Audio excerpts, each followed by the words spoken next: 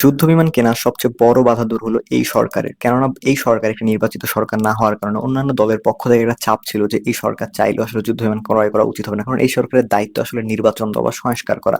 এই সরকারের উচিত হবে না মডার্নাইজেশন, অর্থাৎ বিমান বাহিনী, নৌবাহিনী বা সেনাবাহিনীর মডার্নাইজেশনের জন্য যে বিপুল পরিমাণ অর্থ প্রয়োজন, যুদ্ধ বিমান, যুদ্ধ জাহাজ বা সাবমেরিন প্রয়োজন, এগুলো ক্রয় করা আসলে এই সরকারের জন্য খুবই কঠিন ব্যাপার ছিল। কিন্তু বর্তমান সময় বিএনপির পক্ষ থেকেই বাধা দূর করে দেওয়া হচ্ছে।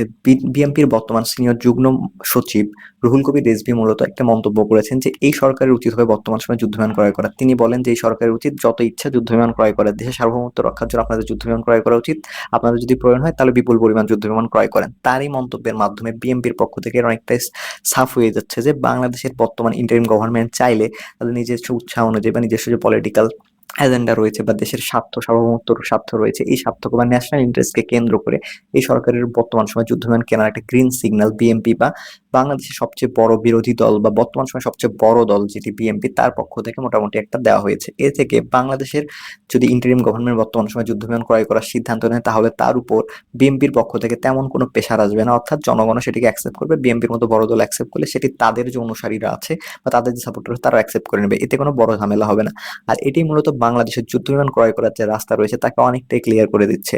যেহেতু বাংলাদেশের দীর্ঘদিন থেকে একটা বড় ডিবেট হচ্ছে বাংলাদেশে খুব দ্রুত যুদ্ধবিমান ক্রয় করা উচিত, বর্তমান সময় মাইলস্টোন কলেজে বিমান দুর্ঘটনার পর এই জিনিসটা আরো বেশি জোরালো হয়েছে এবং সাধারণ মানুষের মাথায় এই জিনিসটা অনেকটা গেঁথে গেছে। যারা আসলে যুদ্ধ বিমান বা বিমান বাহিনী নিয়ে তেমন কোনো খোঁজ খবর রাখতো না, তারা পর্যন্ত বর্তমান সময়ে এই সরকারকে যুদ্ধ বিমান ক্রয় করার ব্যাপারে অনেকটা উৎসাহী করতেছে বা চাপ দেওয়ার চেষ্টা করতেছে।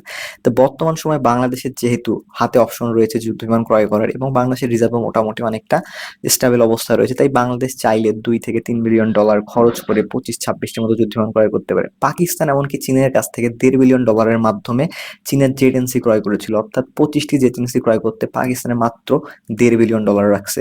এতে করে বাংলাদেশের জন্য এটা অনেক বড় ইম্পর্টেন্ট একটা ব্যবস্থা হয়ে যায় যে বাংলাদেশ যেহেতু বর্তমান সময় চীনের কাছ থেকে তিস্তা মহাপরিকল্পনা বাস্তবায়ন করার ব্যাপারে অনেকটা অগ্রসর হয়েছে এবং বাংলাদেশ শুধুমাত্র গ্রিন সিগন্যাল দিলে, চীন অ্যাম্বাসেডরের মতে বাংলাদেশের গ্রিন সিগন্যালের কারণে মূলত চীন এখন পর্যন্ত এই প্রকল্পটি বাস্তবায়ন করা শুরু করতে পারেনি। অর্থাৎ বাংলাদেশের পক্ষ থেকে শুধুমাত্র সিগন্যাল আসলেই চীন তিস্তা মহাপরিকল্পনা বাস্তবায়নের যে তাদের মাস্টার প্ল্যান রয়েছে সেটাকে প্রণয়ন করতে শুরু করবে বা মোটামুটি কনস্ট্রাকশন শুরু করে দেবে। অর্থাৎ চীনের সাথে মোটামুটি একটা ডিল করা যেতে পারে যে আপনারা আমাদের তিস্তা মহাপরিকল্পনা বাস্তবায়ন করবেন, এতে যে ঋণের প্রয়োজন বা যে টাকার প্রয়োজন সেটা আমরা দেবো, একই সাথে আপনাদের যুদ্ধ বিমান আমরা ক্রয় করতে যাচ্ছি। তাই এতে করে যুক্তরাষ্ট্র বা চীনের সাথে বাংলাদেশের যে একটা মোটামুটি ডিল করার একটা সম্ভাবনা রয়েছে এটা অনেকটাই বেশি হ্যাভিয়েট হয়ে যায়। অর্থাৎ বাংলাদেশ চাইলে এটার মাধ্যমে মোটামুটি একটা নেগোসিয়েশন করতে পারে যে আপনি আমাদের দেশে একটা মহাপরিকল্পনা বাস্তবায়ন করছেন, একই সাথে আপনাদের কাছে আমরা যুদ্ধ বিমান ক্রয় করতে যাচ্ছি। এতে করে এই যুদ্ধ বিমানের দাম চীন অনেকটাই সস্তায় বা অনেকটা একদম উৎপাদন খরচে বাংলাদেশকে দিতে পারে, যেমনটা পাকিস্তানকে দিয়েছে। পাকিস্তানকে ডিসকাউন্টে দেওয়া হয়েছে। এতে করে মূলত বাংলাদেশ চাইলে 30 থেকে 40টির মতো যুদ্ধ বিমান, জেট এনসির মতো যুদ্ধ বিমান ক্রয় করতে পারবে। আর অন্যদিকে বর্তমান সময় যেহেতু যুক্তরাষ্ট্রের সাথে বাংলাদেশ বোয়িং এর 25টি যে যাত্রীবাহী বিমান রয়েছে সেটি ক্রয় করার একটা চুক্তি করতে যাচ্ছে বা করেই ফেলেছে বলা যায়, মোটামুটি ফর্মালি যুক্তরাষ্ট্রের কাছ থেকে বোয়িং এর 25টি বিমান ক্রয় করার ব্যাপারে বাংলাদেশ ঘোষণা দিয়েছে। এতে করে যুক্তরাষ্ট্রের কাছ থেকে একই সাথে যাতে বোয়িং কেনা হচ্ছে, একই সাথে যদি বাংলাদেশ চীনের কাছ থেকেও জেট এনসির মতো ফাইটার জেট কিনতে চায় তাহলে বর্তমান সময়ে যুক্তরাষ্ট্র তেমন বেশি কিছু বলতে পারবে না, কারণ আমরা যুক্তরাষ্ট্রের কাছে বিপুল পরিমাণ অর্থ দিয়ে, প্রায় 6 বিলিয়ন অর্থ দিয়ে $6 বিলিয়ন অর্থ দিয়ে যুক্তরাষ্ট্রের কাছ থেকে বোয়িং এর এয়ারক্রাফট ক্রয় করতে যাচ্ছে 25টি। অন্যদিকে চীনের কাছে যুদ্ধ বিমানও ক্রয় করতে যাচ্ছে একই সময়। এতে করে যুক্তরাষ্ট্র যেমন লাভবান হচ্ছে, একই সাথে চীন লাভবান হচ্ছে। আর বাংলাদেশের নিজস্ব যে স্বার্থ, তিস্তা মহাপরিকল্পনা এবং যুদ্ধ বিমান ক্রয় করার যে স্ট্র্যাটেজিক্যাল একটা সমস্যা ছিল যে যুক্তরাষ্ট্র হয়তো চাপ দিবে চীনের কাছে যুদ্ধ বিমান ক্রয় করলে, এই জিনিসটি বর্তমান সময় একদম নেই বললেই চলে। কেননা যুক্তরাষ্ট্রের কাছে বর্তমানে বাংলাদেশ শুল্ক নিয়ে বিভিন্ন ধরনের আলোচনার মাধ্যমে 20% শুল্ক মোটামুটি নিশ্চিত করতে সক্ষম হয়েছে বোয়িং এর 25টি যে বিমান রয়েছে, যাত্রীবাহী বিমান, এগুলো ক্রয় করার মাধ্যমে।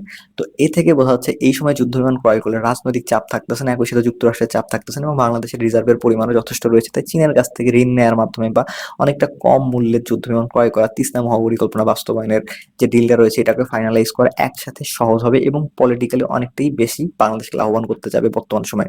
যেহেতু যুদ্ধ বিমান ক্রয় করা খুবই ইম্পর্টেন্ট, তাই বাংলাদেশের উচিত হবে বর্তমান সময় যুদ্ধ বিমান ক্রয় করার এই উদ্যোগকে বাস্তবায়ন করা। তো এই বিষয়ে আপনাদের গুরুত্বপূর্ণ মতামত জেনে দেন কমেন্ট বক্সে, দেখাবো অন্য কোনো ইনশাআল্লাহ। বাই।